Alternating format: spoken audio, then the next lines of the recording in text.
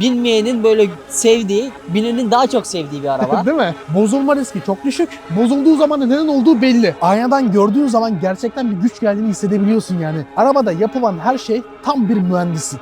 Bir insan reflektör için bu kadar tasarım yapar mı? Garanti belgesi. Şunu bir çekelim. Bak.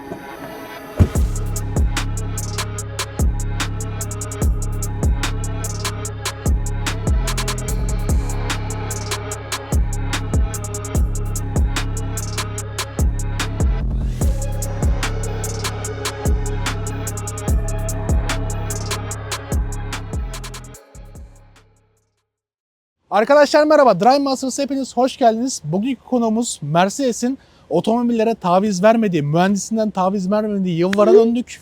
1990 model 200e ile beraberiz. Öncelikle arabanın şasisinden başlamak istiyorum. Arabada monokok bir şasemiz var. Yani tamamen saçtan oluşuyor. Ayrı bir şase, gövde vesaire bir durum yok. Araba tamamen tek bir gövdeden oluşuyor. O bildiğimiz meşhur Mercedes'in arka kapı sesi de buradan dolayı geliyor zaten. Tamamen araba saçtan oluşuyor. Kalın, ağır, yolda salınımı neredeyse hiç yok. İçeride trim sesi yok. Yol tutuşu çok güzel. Fakat motorumuz, 2000 güzel bir motorumuz var. Bu arada Arda abicim çok teşekkür ederiz bu araba için. İHA Yukarısa. Rica ederim. Arda hoş geldin abicim. Hoş buldum abi. Aracımız dediğimiz gibi 1990 model 200e gerçekten klasikleşmeye artık başlamak üzere. Ya bunun önceki versiyonları klasik, bundan sonrakilerde binek, tam böyle ara geçişi. Hem modern hem klasik. Modern klasik, evet, güzel de modern Evet. dokunuşları da var arabanın gerçekten. Önce motordan başlayalım istersen. Açalım. Ali açılış çek Ali.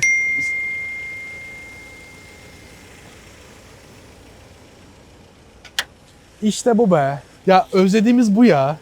90 derece. Aracımız M102 kodlu, 8 sübaplı, KE Jetronic ateşleme sistemi var. Ona biraz değineceğiz. Orada çünkü zamanla sorunlar da çıkıyor çünkü. Arabada direkt enjeksiyon yok. Ya şöyle bir şey var arabada. Mekanikle otomatikleştirilmiş enjeksiyonun tam arasında olan KE Jetronic bir sistem var. Tabii baba mesleğinden de öne gelerek Mercedes bir aşk oldu. Hayat felsefesi gibi bir şey oldu. Babamın çocukluğu üzerinde böyle çocukluğunun arabası.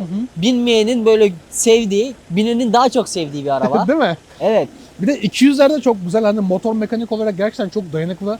Evet. Şanzımanı mesela 4'leri güzel bir otomatik şanzımanımız otomatik var. şanzımanı var. O da mekanik beyin falan yok arabada mesela. Hani şanzımanda beyin tork yok. konvertörlü. Aynen tork konvertörlü, gaz tepkisine göre, motorun hani devrine göre daha doğrusu vites değiştirir. Az basarsan daha erken değiştirir, çok basarsan daha geç değiştirir. Evet. Tamamen mekanik bir sistem. Hani tork konvertörünün de böyle atalarından, Evet. ilk versiyonlarından Tepkiye göre. yani. Aynen dediğin gibi tepkiye göre yani bozulma riski çok düşük. Bozulduğu zaman da neden olduğu belli. Evet. Çok basit bir sistem var aslında ama çok düşünülmüş de bir mühendislik var bunun altyapısında. Yani motordan bahsedersek bu arada hani dökme demir bir bloğumuz var. Gerçekten alt devreler biraz sağlam. ölü, atmosferik, 118 beygirlik, yani o zamanın teknolojisine göre biraz düşük ama aslında bu arabanın yapılış sebebi performanstan ziyade uzun vade, Konfor. uzun ömürlülük. Yani özellikle Almanya'da mesela taksilerde çok gördük Evet. 200e'leri. Yani 500 bin, 1 milyona kadar kilometre çevirmişliği çok rahat bir şekilde var. Şanzıman da aynı şekilde. 500 bine kadar el değmemişliği de var yani. Uzun ömürlü bir motor, devir çevirmeyi sever ama hani yüksek performanslı bir motorda değil. Evet. Ama en önemli noktası uzun ömürlü, masrafsız bir motorla karşı karşıyayız. Dediğimiz gibi blok çok sağlam bir blok. 90'lara baktığımız zaman top speed Yani olarak da yetiyor çok da. güzel aslında yani araba. Hani 200'leri rahat çevirmesi. Monokok gövdeye de burada değineceğim mesela. Şase salınımı çok güzel arabanın. Hani yol tutuşu, dengesi aynı Şaseyle şekilde. birlikte amortisörler, süspansiyonlar. Hah, asıl bir de oraya gireceğim zaten arabanın yan taraflarında. Şase üzerinde mesela yüksek hızlı gittiğin zaman arabanın salınımı neredeyse minimum gibi diyebiliriz yani, hissetmiyoruz. Şehir içinde de aynı şekilde mesela böyle arabanın herhangi bir şekilde amortisörlerden dolayı ve aynı şekilde gövdeden dolayı bu viraj kabiliyeti çok yüksek. Araba ses hissettirmiyor böyle, yani trim sesi vesaire arabanın içinde yok. Hani plastik parçadan ziyade gövdede Kemik esneme gibi. olur ya. Kemik gibi sert bir yapısı var. Aynen, çok doğru söyledin. Yani kemik gibi bir yapısı var arabanın. Zaten kemik kasa dememe sebepleri de bunlar yani. Dur. Ustamız konuşuyor. Just a minute. 8 subaplı arabamız. Yani Cosworth. normal Dur. şartlarda bu motor bloğu bu kasayla birlikte geliştirilmedi. Daha önceden geliştirildi. Cosworth firması zamanında 2-3 litre aynı motor bloğunda kol ve pistonu değiştirdi. Crank aynı kalarak 16 valve silindir kapağı kullandı. Throttle body ile 203-204 beygir güç üretti yüksek devir dönebilmek için. Motor Aynı bloğu aynı. Sadece silindir kapakları farklı. MM manifoldu ve egzoz manifoldları farklı. Egzantrik ve profilleri farklı. Şöyle bir mantık olarak da söylersek mesela kısılmış bir yarış arabası. Aşağı yukarı evet. O zaman gövdeden devam edebiliriz. Motor bilgimizi ustamızdan aldık direkt. Gelelim asıl meseleye. Gerçek Mercedes tasarımlarına gelelim. Yani ön taraftan baktığımız zaman kocaman bir hava girişi, olmazsa olmaz yıldızımız. Ya araba şöyle bir tasarım var. Gerçekten hani sportif bir gösterge falan değil. Araba kaslı bir yapısı var böyle. Hani aynadan gördüğün zaman gerçekten bir güç geldiğini hissedebiliyorsun yani. Kelimeyle anlatılmıyor ya. Hani bu cümleye nasıl kuracağımı bile bilmiyorum ya. O kadar güzel duruyor ki. Hani nereden bakarsan bak Yıva'nın çok da ötesi bir tasarım bence. Ne olursa olsun yani. Bu Bruno Sacco'nun zamansız tasarımı. aynen dediğin yani zamansız bir tasarım var arabada. Yani gerçekten her anlamda şasisi, gövdesi, amortisörler, mesela yan tarafa gelelim, amortisörlere değinelim yani. Ön tarafta McPherson tipi bir amortisör var. Atası, Mercedes'in yapmış olduğu atası diyebiliriz yani. McPherson tipi değil. Çok kollu, salıncaklı bir yapısı var. Şöyle gazlı, hidrolik ayarlı bir amortisör var içinde. Yani bildiğimiz güncel arabalarda kullandığımız McPherson atası. Öyle diyebiliriz. Jantlarımız mesela çok güzel. Normalde bunlar 15 inç geliyor. Sen sport versiyonları hangi versiyonlar demiştin? Bunlar R29 SL'lerin jantları. SL'lerin jantları 16 inç. 16. Normalde bu 16'lar bunların Sportline'larında da geliyor. Sportline versiyonu demiştin doğru. Evet. Onu konuşmuştuk. Çok güzel duruyor. Normalde biraz daha kapağa yakınımsı bir yapısı Evet. var. Bu biraz daha içeri diskleri gösteriyor. Bu arada aracımız 90 model ama arkada kampana falan yok. Tamamen güvenlik Yok. yani amacı Tabii. var. Ön arka diskimiz var yani ABS vesaire. Bunlar hani 90 model bir arabada normalde bulabileceğimiz zor şeyler yani. Hani gerçekten lüks bir segmentteyiz şu an yani. Arka tarafa geçtiğimiz zaman çizgileri aynı şekilde devam ettiriyor derken aklıma geldi, arkada çok kollu bağımsız bir süspansiyon var. Evet. Çok kolludan kastım 5 tane kol var mesela arkada. Aynı şekilde günümüz bağımsız süspansiyonların hep atasını söyleyeceğim bugün yani. Çünkü başlangıç arabalar bunlar. Bundan önceki nesillerde mesela torsiyon devam ediyor. Bunlarda böyle torsiyon ve çok kollu bağımsız süspansiyon tipi. Yani tam bir ismi yok. Mercedes'in kendi geliştirmiş olduğu bir amortisör sistemi var burada. Yolda çok rahat ediyor ve ağır... Üstelik yol tuşu da sağlıyor. İşte o dediğim başta hani şasele girme sebebim de buydu. Yani tamamen tek parça bir şase üzerinde. Ağır, güzel, dinamik bir yapısı var. Üzerine böyle rahat bir süspansiyon. Gerçek anlamda şehir içinde neredeyse hiçbir şekilde Çukurova'nın tümsekleri hissetmiyoruz. Şimdi arka tarafa geçelim. Mesela bu farların bir adı vardı. Ben bunun notunu almıştım. Ribbit denilen çizgili bir yapısı var. Bu leke tutmaması için yapılmış mesela. İlk tasarlanan stop bunlar. Bundan sonraki kasalarda devam etti yani. Bu kasada tasarlandı bu. Yolda mesela çamur vesaire bir şey geldiği zaman stopun sadece bu kısmında kaldığı için iç tarafına gelmiyor. Stoplar kirlenmiyor. Yolda güvenlik önlemini arttırmak için. Bak diyorum ya, sadece bu stop için bile yarım video çıkar. Yani araba tamamen tasarım, tamamen mühendislik, gerçek bir Mercedes. Şimdi arka tarafa geldiğimiz zaman mesela bagajı da gösterelim. Bagajı da açalım. Günümüz D segment arabalar kadar 520 litrelik bir bagajımız var. Herhangi bir şekilde bir amortisörlü yapısı yok. Bu da yani aslında daha iyi bir şey yapıyor. Gazlı amortisörü koysa çünkü bozulma şansı çok fazla. Ya bu şekilde olması daha iyi, zaten bu yıllarda pek kullanılmıyordu. Açıkçası sadece şeylerde, elektrikli bagaj 500 sellerde, artık 400'e 500-560 sellerde kullanılıyordu. Daha açar açmaz zaten bizi. Bu da orijinal yıldızlı burada. Yani şunun yapısını görmen lazım hani. Bir insan reflektör için bu kadar tasarım yapar mı? Yapar. Mercedes de yapar. Özellikle 90'larda ise 80'lerden sonra 90'larda 2000'lere kadar bunu gerçek anlamda mühendislik olarak yapmışlar yani. İç tarafa geldiğimiz zaman dediğim gibi 520 litrelik bugünün F10 bagajı ve aynı diyebiliriz. Ama kullanım çok güzel. Sert plastik bir malzeme yok. İçerisi tamamen kaplı. Aynı şekilde hani içerisi de kaliteli. Hani adam bagaj deyip de yanlarını kaplamayayım dememiş yani. İçinde halıları olsun. Mesela tam boy bir stepnemiz var aşağıda. Ki bu steplememiz de çelik jant. Tabii yani 90'lardan bahsediyorum diyorum ya, gerçek Mercedes olduğu zamanlar ince lastik yok, bir şey yok. Lastikçiye gidecek kadar değil yani. Koy arkaya lastiğini devam et yani. Arkada bir kriko. Bak 15 burada klikomuz var. Orijinal krikomuz da var mesela. Yıldızlarımızı da Yıldızlı gösterelim. 124 kasa. Şey vardır ya, yıldızları üzerinde. İşte bu kasalarda geçerli o. Şunu söylemek istiyorum. Şasede belli başlı sıkıntılı yerler var. Kriko noktaları, arka çamurluk işleri ve ön kuleler biraz paslanmaya çok elverişli olduğu için eğer bu tarz araba almak istiyorsak onları biraz kontrol etmemiz gerekiyor. Alt tabanında çürük var mı? Kapı içlerinde, çamurluk içlerinde çürük var mı? Bunları incelemek gerekiyor. Ki keza bu arabada hiçbirinde mevcut yok. Çok şükür yok, dediğin gibi zaten çok güzel bir araba almışsın maşallah. Çok kısa bir kullanma şansımız oldu. Yoldayız zaten, tam detayına da değineceğiz. Gerçekten 90'lardayız gibi hissettiriyor bizi şu an. Arabanın içine geçmek istiyorum bir an önce. Havada biraz soğudu. Artık anlaşılıyordur üstümüzden de. Şöyle bir arka tarafına oturmak istiyorum. Şu diz mesafesi. Ben de şuradan geleyim bu tarafa. Ali zaten burayı drive masasılamış hemen. Arabaya daha oturdum. Resmen 90'lara gittim. 2000'lerin başına. Arabanın kokusu, bu kumaş koltuğunun kokusu. Sanki 90'larda çok güzel ya. Başkansın, başbakan. Evet. Kol dayamamız var mesela burada. Rahat rahat oturabiliyoruz. Koltuk kumaşları gerçekten çok yumuşak. Lüks bir restoranda, lobide mesela ya da bir otelin lobisinde çok iyi bir koltuk olur ya. Tam o. Çok enteresan bir yapı var. Mesela S Evet. serisine binmiştim. S serilerinde de 600 sele binmiştim. Onda yaylı bir sistem var. Ona çok yakın bir şey var böyle. Hissiyatı var. Dediğim gibi çok beğendim. Kumaş yapıları çok kaliteli. Zaten baksana 30 yıllık. 30 yılın üstünde yani şu an. 35 yıllık bir arabadan bahsediyoruz. Ve hiçbir şey bozulmamış yani. Çok güzel kullanılmış gerçekten malzeme. Kapıların En sevdiğim içlerinde özellikleri çıtalarımız, bu ahşap ahşaplar. yapıda. İşte lüksün sembolü 90'larda, 80'lerin sonu 90'larda lüksün sembolü arabanın içinde ahşap yapı var zaten. Mercedes'i çok ünlüdür. Arka tarafta camlarımız otomatik zaten. Otomatik. Orijinal otomatik. Orijinal otomatik. Fabrika çıkışlı. Kapı işlerine baktığımız zaman kapıların tutamaçlar çok kaliteli, çok sert böyle. Buralarda keza oralarda da küllükler mevcut. Tam oraya Küllüklerimiz de var. değinecektim. 90'ların vazgeçilmezi. Arka varda küllükler 80'ler 90'lar. Yani arkada teknolojik olarak çok fazla bir şey yok bu yıllarda. Ama şöyle bir şey diyebilirim. Bu yıllarda olabilecek her şey var. Olması gereken. Tavan da çok güzel. Keza- Zamanla hiç salma yapıyor mu? Ya Çok yapıyoruz. kaliteli bir yapısı var çünkü hani dikkat ediyorum da Ya içindeki bazı süngerleri falan çok iyi bazılarında yani. sarkma yapıyor ama Sunrooflu modellerde belki su gelirse hani bir ihtimal yapabilir ama ben kolay kolay düşünmüyorum. Yani çok güzel bir yapısı var, anladın mı hani? buralarda dikişli özel. Evet, özel dikişler geçilmiş. Ya, en ince detayına kadar adamlar düşünmüş yani o yıllarda. Koltuk başlarımız bu arada yatıyor. Ön tarafta Önden onu da ayarlarız. elektrikli bir şekilde. O zaman bir ön tarafa geçelim. Biraz da teknoloji görmeye başlayalım. Artık bir E serisindeyiz. Şunu bir çekelim. Bak. İçeriye baktığımız zaman kadranlarımız, yağ basıncımız var. Aynı şekilde motor sıcaklığı. Burada yakıt göstergesi şöyle var. Ekonomi olarak gösteriyor mesela. Gaz tepkisine Gaz göre. tepkisine göre dediğin gibi yükselip alçalıyor orada. Seni de uyarıyor hani biraz fazla basıyorsun diye. Bu arada acayip ısıtıyor içeriği. Onu da bir kapatalım.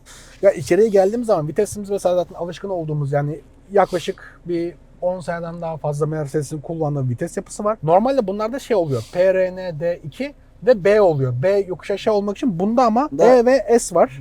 Eco ve spor modu var. Eco spor modu olarak yapılmış. Şöyle küçük bir şey var. Aynalarımız elektrikli. Sol aynamız manuel. Sağ aynamız elektrikli. Sağ taraf buradan elektrikli aynanıyor. 4 cam dediğimiz gibi otomatik. Otomatik. Buradan da çocuk kilidimiz var.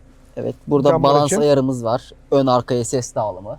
O da çok güzel bir şey. Mekanik olarak ayarlanıyor olması. Çift bölge bir klimamız var. Mekanik olarak dediğimiz gibi ayarlanabilen. Bir CD çalarımız var. 10 CD çalıyormuş benim hatırladığım. Evet, burada da üstünde de yazıyor zaten. Heh. Üstünde ne yazıyor? O yıllara göre gerçekten çok güzel bir ses sistemimiz var. Arka tarafta antenimiz zaten hemen Evet, yavaş yavaş hemen çıkıyor çıktı. burada. Onun düğmesi neredeydi? Burada radyoyu açıp Heh. kapattığın zaman kendi otomatik inip kalkıyor. Çok güzel ya. Burada koltuk başlıklarını buradan indiriyoruz. Koltuk başlıklarını buradan indiriyoruz ama maalesef ki kaldırırken Manuel olarak elle kaldırıyoruz. Ona yapacak bir şey yok. O kadar da olur. Burada arka perde ayarımız var ama şu an elektrik tesisatında ufak bir sıkıntı olduğu için oynamıyoruz. Yolda gelirken sıkıntı oldu. Yolda da gelirken ufak bir sıkıntı oldu. Daha sonrasında onu ayıracağız zaten. Torpidomuz güzel. Mesela onu da açabiliriz burada. Torpidomuz güzel. Torpidomuzu açmışken hazır şey vardır ya, kitapçıkları duruyor. Kitapçıklar, evet. Arabanın Daha bütün sıfır. bakım geçmişi, aynı şekilde böyle ithal edildiği zamanki evraklar hepsi duruyor arabanın. Şuraya baksana. Kullanma kılavuzu. İşletme talimatıymış bu. Heh, servis bu. Servis kitapçığı bu. Servis bakım defteri. Garanti belgesi. Yaklaşık herhalde 10 sene falan var ya. 10 sene sonra böyle artık klasikleşmeye başlar. Burada servis bakım Servis. stikerleri. O zaman şöyle yapalım. Hazır yağmur başlamışken geri kalanını yolda değinelim. Deneyelim. O zaman yolda görüşmek üzere.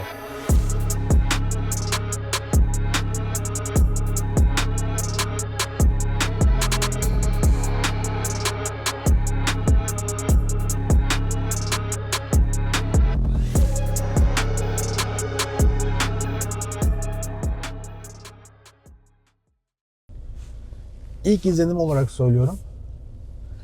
Direksiyon acayip hisli. Arabada hidrolik bir direksiyon var ama böyle hiçbir şey yapay değil. Hani bu güncel arabalarda her şey yapay ya. Yani güncel arabalarda direksiyonu bıraktığın zaman yolda düz yolda kendin Bak, gidiyor. Yumuşacık böyle. Ama şey değil. Yapay bir yumuşaklık yok. Diyorum ya güncel versiyonlarında vesaire, çünkü o yapay hissiyatı. Bu arada tekstileceğimizde çok güzel ya. Şöyle sinyal yaptık. Bir saniye. Çevir, çevir. O kadar çok Mercedes kullandık ki. Hepsi çıt çıt diye. Aa, çok güzel ya. Bu sileceğin bile ayrı bir mühendisi var, biliyorsun değil mi? Şu gelirken Evet. böyle yukarı kalkıp geliyor. O Evet, şekilde devam M ediyor çiziyor. böyle. Yani onun bile ayrı bir mühendisi var. Bu arabadaki her şey diyorum yani anlatmaya kalksak zamanımız yetmez. Ne kamera var yeter ne bir şey ki zaten izlemezler o kadar. Sıkılır mı? İzleyecek kitle sayısı az ama ben sana şunu söyleyeyim. Gerçekten adamlar o yıldaki her şeyi düşünmüşler. Yani şu dönüş yapana bak mesela. Mercedes. Dönerken de lastik yatıyor. Aynen öyle. Yani bu yıllarda kullanabileceğin en keyifli arabalardan. Rakipleri de kendisi. Hani biraz daha para verdiğin zaman daha teknoloji. Seller artık. Evet. Sportif istiyorsun sekler. İşte bunlarda mesela Cosworth'ler, SL'ler. SL'ler. Şu an mesela yarım gaza yakın veriyorum aşağı yukarı. 3000 devlerde vites atıyor. Yani tahmini bu şekilde kullanımlarda 12-13 litreleri falan. Yakıt tasarrufu olarak iyi değil ama şöyle bir şey söyleyebilirim. Motor LPG'ye birebir uyumlu. Çok güzel bir motoru var arabanın. Hani LPG ile bile uzun yıllar kullanılabilecek bir araba. Ki bu arabada LPG yok. Ki bu arabada yok. Yani Hiç takılmadı da. tavsiye eder misin dersen ben LPG tavsiye etmem tabii ki. Kullanım şeyine bağlı ama şöyle bir şey diyebiliriz. LPG'de birebir uyumlu bir motor. Evet. Güzel bir gaz ayarı yaptığın sürece herhangi bir problem yaşamazsın yani bu arabada. Silecek çok hızlı. Bak çukurları görüyor musun ya? Sana anlatıyorum ama yani Hangi şöyle çukur? söyleyeyim ben sana anlatmayayım. Ben oraya anlatayım. Az önce bir çukurdan geçtik. Ve hiçbirimiz onun farkında değiliz. Çukur mu vardı orada?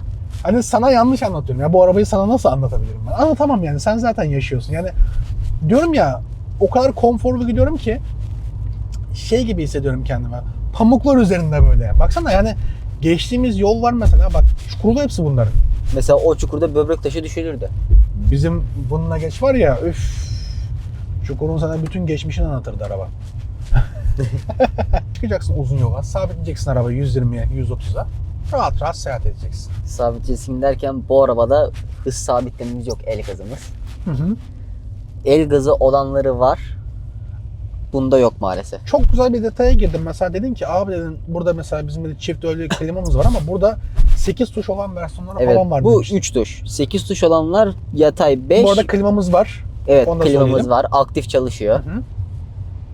8 tuş klimamız olan var. Koltuk ısıtması olanlar var.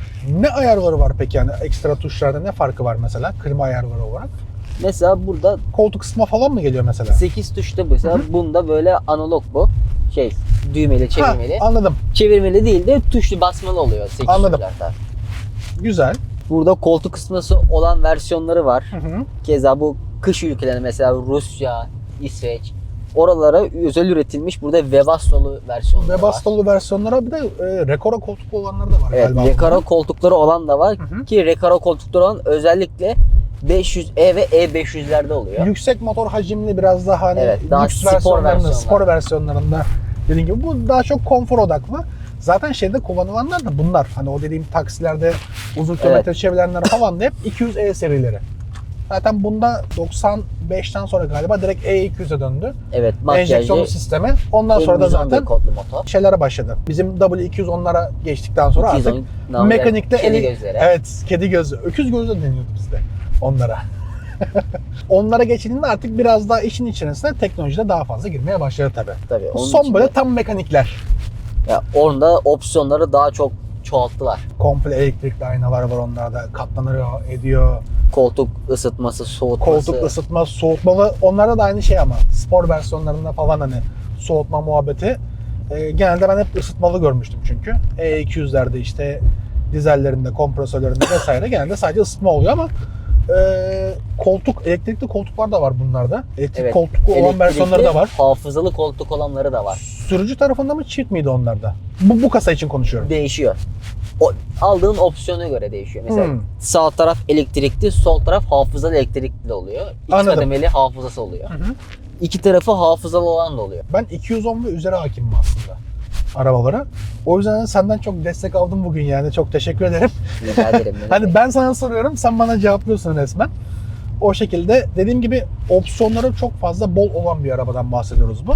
Evet. Çünkü bu günlük kullanılacak bir araba. Aynı zamanda opsiyonlarıyla da lüks segmentine de adım atacak bir araba. Yani şöyle C'nin üstü zaten bir segment. D Evet. segmentinde bir araba ama E segmenti bir araba özelliklerini taşıyabilecek kapasitede bir araba. Ön taraf biraz alçak galiba. Hafif bir eğimlerde bir cırt cırt. Evet, bu araba normalde bu kadar Jant alçak lastik değildi. kombinasyonundan birincisi. İkincisi sen arkada iki şey söktüm demiştin. Evet, get lastikleri var. Ben get lastiklerinden bir iki tane aldım. Arabayı daha da alçalttım. Orijinal bu arada. Fabrika çıkışı Orijinal, get lastikleri fabrika arkada. çıkışı. Mesela biz kendimizin dükkanı da var. Özel servisimiz var Mercedes. Onu zaten iyi bir bahsetmemiz lazım oradan da. Mesela Arkadaşlar da dükkana, yardımcı olur yani. Bu tarz araba Tabii. alacak insanlar için de yardımcı oluruz buradan. tabii her zaman yardımcı oluruz. Mesela dükkanın müşterilerimiz geliyor. hı. Her yıldan araba geliyor mesela. 2022 geliyor. Evet. 88 de geliyor. Mesela 140'ı da kullanma şansım oldu. S kasalı S serilerini. 190 C serilerini de kullanmış oldum. Ama şimdi bu araba ikisinin ortası çok bambaşka bir şey. Evet, tam arasında kalmış bir şey böyle. Hani dediğimiz gibi arızalanacak parça sayısı tabii ki de daha az teknoloji olarak. Ama hissiyat olarak o mekaniklik, Evet. o sürüş konforu hepsinde aynı yani. Hepsinde çok üstün. Telefon bağlantısı varmış daha önceki sahibinde bu tarafta. Oradan Evet. bir küçük deliğimiz var. Nazarlık oldu bunlar. O zamanlar da meşhurdu ama. Bak benim mesela rahmetli Evet. dedemde vardı. Sana söylemiştim. W210 kasa vardı o zaman. Sıfırdı araba. Aynı böyle Motorola telefon. Böyle Şarj birazcık ünitesi. kaba, birazcık şık. Evet. Telefonu hemen buraya koyardı. Şarj olurdu. Oradan bağlantı var vesaire. O zamanların modası buydu ama. Bu E-kasa vardı özellikle. Şeydi. Cep telefonunu da buraya koyardın ki prestij. Konfor, lüksün simgesi. Aynen öyle. O zamanlar öyleydi. 90'ların sonu. Çok güzel arabalar. Şimdilerde her yer ambiyans oldu. Evet. Şimdilerde zaten artık mekanik neredeyse hiçbir şey kalmadı ya. Amatörleri bile elektronik oldu. Aynen öyle. Amortisörler bile elektronik oldu yani artık arabalarda. Motorlar bile elektrik oldu. Hissiyat bitti yani. Dediğim gibi yani benim için çok güzel bir deneyim oldu. Çok teşekkür ederim Arda yani Demek, bu arabayı rica bize ederim. getirdiğin için. Buradan İAU Cars ailesine selamlar olsun. Ali Ayşe Eyekler. Çok güzel araçlar var böyle. Çok ender araçlar var. Dediğim gibi çok keyifli bir videoydu. Çok teşekkür ederim Ne demek, bu rica arabayı ederim. getirdiğin için. Bu ve bunun gibi arabaları görmek istiyorsanız mutlaka abone olun. Beğenmeyi unutmayın. Başka bir araba almak istiyorsanız da alın. Düşünmeden alın. Ama güzelini Temizini bulun. alın. Temizini bulun. Temizini bulun. Diğerleri çok uğraştırır. Diğerleri- Babasının yeri var. Araba temiz. Evet. Ona rağmen bir sene toplandı. Bunu da unutmayalım. Bayağı bir Ama- emek var. Ama bittiği zaman da diyorsun ki ah be. Hakkını veriyor. İyi ki yapmışım diyorsun. İyi ki elin arabası.